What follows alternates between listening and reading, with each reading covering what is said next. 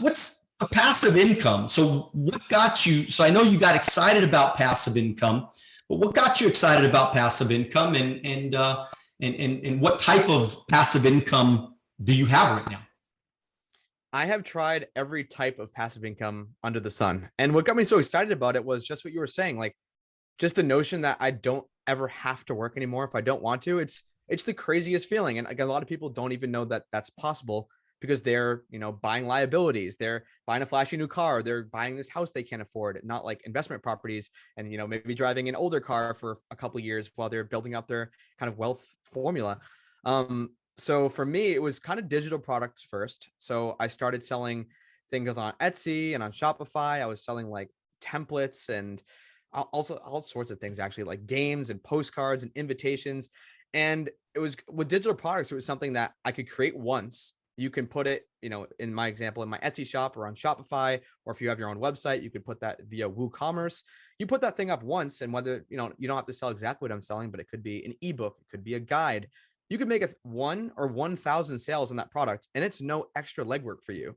So like that revelation was just so crazy to me, because you don't hear that. People don't teach you that in college, that there are these things out there, and it doesn't have to be digital products. I'll talk about some other ones in a second, but there are just so many things like that where you front load the work, you front load the time, you front load the energy, and then you can just make a bunch of money off of that one thing. So, ebooks are a really good example for, I know you have a lot of entrepreneurs in your audience, and you guys already know if you're selling ebooks. And if you don't have an ebook, try making one and selling it. And again, you make one sale, it's the same amount of effort as 500 sales. There's no difference. So after that little taste of like getting some sales on Etsy and Shopify and in my own store on my website, I was like, okay, I've got something here. This is pretty cool. Well, it is cool because, and look, I think a lot of people don't realize how important it is to have an ebook or to have a book. And I wish I would have learned this 20 years ago. I mean, there was nobody in my sphere of influence that was teaching me these things, and nobody ever did it really. I mean, I think one guy really in our business that, he did something like that. And I always kind of dreamt of doing it, but I wish I'd have done it a whole long time ago, ago, because, first of all, from a branding standpoint, it can't hurt you, right? Unless the book really sucks. But from a branding standpoint, it's a good thing. I mean, when people hear you have a book, it's kind of a little plus, right? They're like, hey, that's somebody that I may want to talk to because they have a book. But the other piece of it is that book could be sold for the next 10 years, 20 years, 50 years, and you're earning income from that book forever. As long as you're alive, as long as it's sitting there on the website somewhere, and maybe you're promoting it a little bit, it's going to make some money here and there. So, there's really no downside to it that I can see. Yeah. I mean, it's seriously just from a book or ebook, like it's just investing your time and energy. Like oftentimes, I mean, yeah, maybe with a book, you need to hire like a publisher and an editor, and it might be a couple thousand at the end of the day. An ebook, because that's why I led with that, it's a little less labor intensive. So you could do an ebook for $0, like literally spend $0. You could create an ebook like in Canva for free, for example, online graphic design program. And you could go and list that, and all you've invested is your time and energy, and then you're making passive income. So that was kind of the first thing for me. And I guess this was alongside.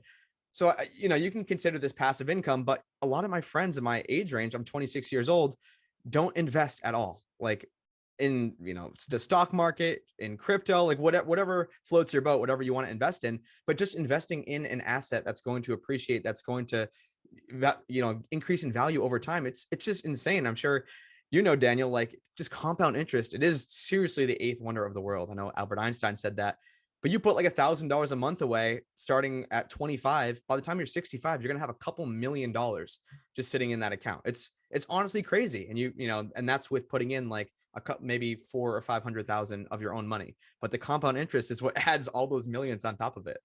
And then the last thing that I kind of got introduced to, and this is something that has got a lot of people super wealthy, is real estate. I want to stop you real quick. I just want to mention that you're absolutely right that people need to start investing, especially at a younger age. I mean, let's just think about it, right? The time value of money. I mean, the earlier you start, man, I mean, you don't have to invest as much as somebody that starts at 40. So from a time, time value money deal, it's so critical that you do that. But check this out. One of the things I just want to say something, and again, I wouldn't call myself an expert options trader or anything like that, but I do believe that people need to learn options because the truth is there's a lot of money to be made, and everybody thinks it's super risky. Now, if you don't know what you're doing, everything's risky, by the way, just so you know, right? If you're clueless, then everything is risky. But if you get educated, which myself, I'm very educated in that way of trading, because I've accumulated so many stocks through the years and built up such a big portfolio through the years. What people aren't recognizing is that literally you can pull rent from your stock by way of options, and specifically covered calls. So there's no risk involved. If I trade a covered call, there's no risk to me because I already own the shares, and I'm not going to generally do a covered call on a stock that I'm down on, unless I'm trying to better my cost basis, all that kind of stuff. I don't want to get too into it. The main thing I want people to recognize is if you have stocks right now and they're just sitting there in some brokerage account, like you realize, and you've made money through the years, and you bought it $100 a share and now it's $500 a share. I mean, you can make money every single month, multiple times in some cases, every single month on that one stock. As long as you have over 100 shares in a company, you can make money on those shares every single month, just like rent. You can pull rent from those stocks. So again, I wanted to throw that in there because this is something that I learned later in life. And so, I know you, Cody, you're building a nice stock portfolio, I'm sure. And so I want to let you know that once you have over 100 shares in different stocks, really start getting educated on covered calls, because it could be another passive income, another way to bring in rents every single month on your stock without taking any risk, because the only risk that you have is if it hits that strike price, they sell your shares away, and who cares? You already made money on the share. You might even want to lock in those profits on some of those stocks that have grown in value a whole bunch in a short period of time. So anyways, Cody, what's the other type of businesses that strategic investing that you've gotten involved in? No, I'm glad you mentioned options. The reason I typically don't mention options or anything even more complicated than index funds, to be honest, is because most of the people I'm talking to have never invested before. I'm sure you can concur. Like if someone has never invested at all, they probably shouldn't be messing with covered calls or protected puts or like anything like that. I completely agree, and that's why hopefully you guys heard me. I said, look, it's you better get educated on anything you do. It's just that I want to tell the world about this because I believe there's a lot of people sitting out there with big portfolios that they need to start really investigating other ways to pull in passive income. Okay, so what's next, my friend?